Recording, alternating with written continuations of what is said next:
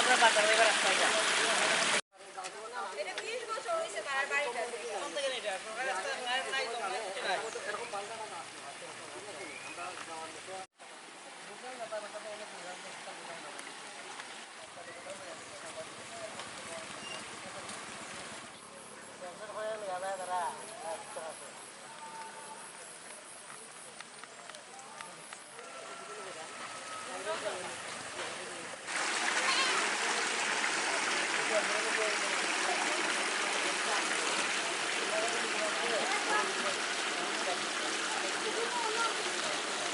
আমরা এই আগে পাইতাম এখানে জলটা করে কাটতে দিছে এটা আমরা বহুত ইয়ে করে জলটা আনছি আনলেও তো উপরে জল উঠে না। আপনার এখানে বাড়ি কত বছর ধরে আছে বছর তৈরি? আমি এখানে প্রায় তো আমার বাসা কত নভেম্বরে 11 নভেম্বর এখন তো আমার ফিক্সার তো বড় আমরা বড় ফিক্সার আছে সিএলের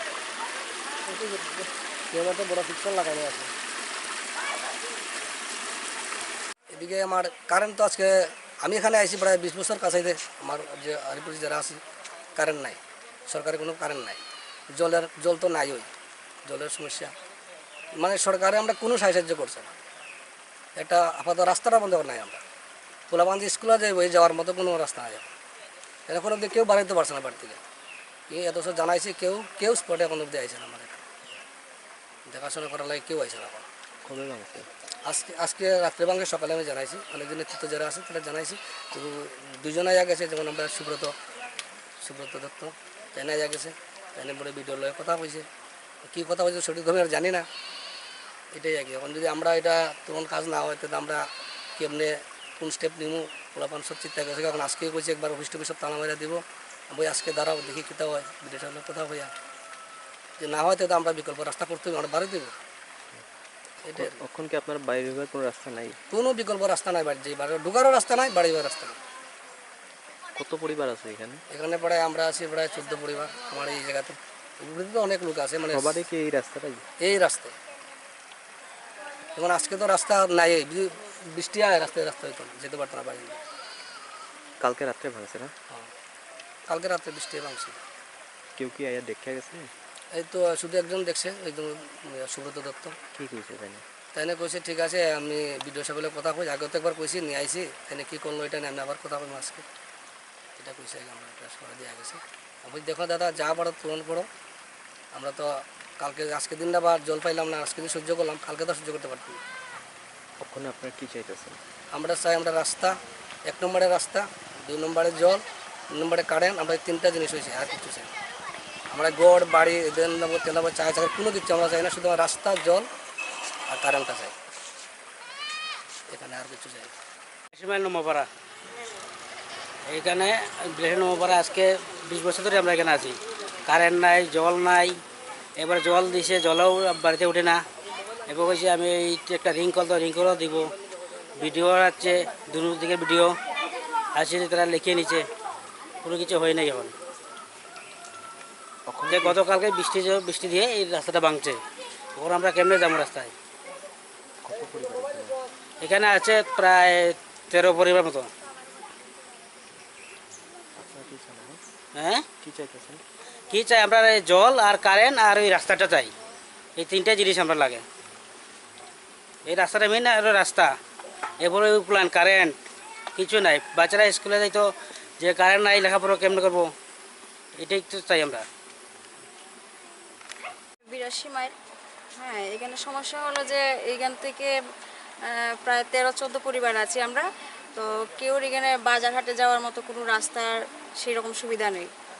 তো স্কুলে যাওয়ার বাচ্চারাও যেতে পারে না, বা আমাদের পিছনে একটা ছড়া আর সামনেও তো দেখতে পাচ্ছেন, এইভাবে আমরা যেতে পারি না। প্রায় 7-8 মাস আগে একবার ঊনকোটি থেকে আর দলাই ডিস্ট্রিক্টের ভিডিও ওরা এসেছিল, এসে তো বললো যে না ওটা করে দেবে, কিন্তু আজ অবধি কোনো সাড়া শব্দ নেই।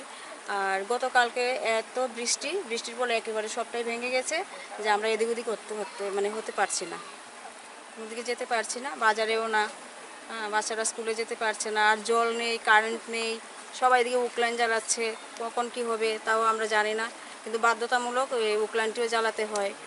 আর জল তো নেই, জলও নেই, এই সমস্যা। রাস্তা তো নাম্বার ওয়ান, মানে রাস্তাটা নেই, আমরা কিভাবে বাজারে যাব, স্কুলে যাব, মানে কোনো দিকে যাওয়ার মতো কোনো রাস্তা নেই। আগে কি রাস্তা ছিল? রাস্তাটা আগে ছিল, সেই কাঁচা মাটিটাই ছিল আর কি, কাঁচা রাস্তা ছিল, কিন্তু এখন তো ওটাও নেই, ভেঙে গেছে। ভাঙার মূল কারণটা কি?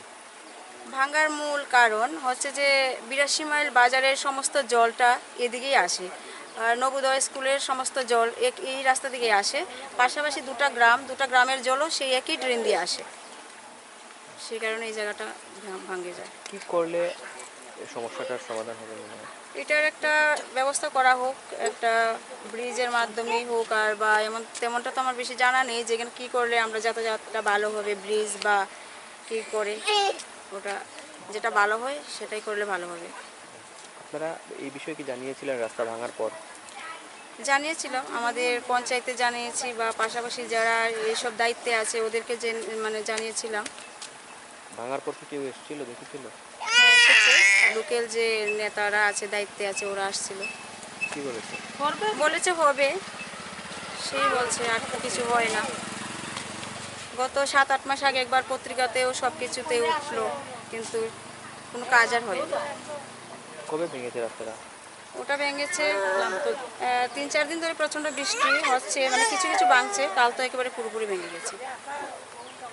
আর পাশাপাশি ওই বাড়িটাও চলে যাবে, দেখেন ওই যে রাস্তাটা। কত বছর ধরে এখানে আছেন?